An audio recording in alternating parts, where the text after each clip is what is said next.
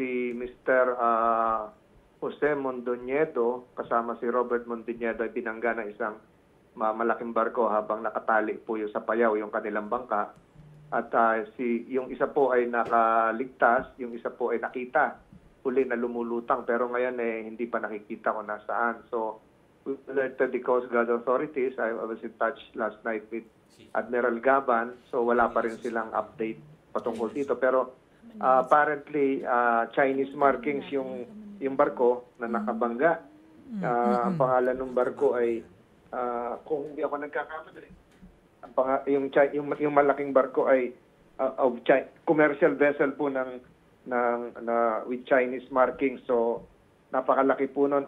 Kung hinahanap ko yung pangalan, baka magkamali ako ng Go ahead, sir. Opo. pronunciation.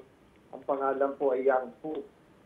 Narinig niyo po ako, Yangfu po yung pangalan ng vessel. Okay. Pero sir, commercial vessel po ito na Chinese. Meron na po ba tayong nakuhang info kung ito ba sinadya, aksidente lang? Ano pong nangyari?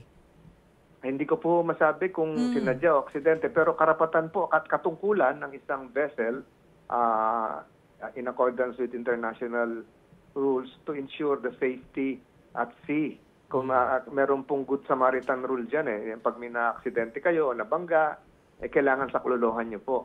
So ito po ay parang hit and run. Iniwanan na lang po yun doon at nawawala nga yung isang Pilipinong mangingisda.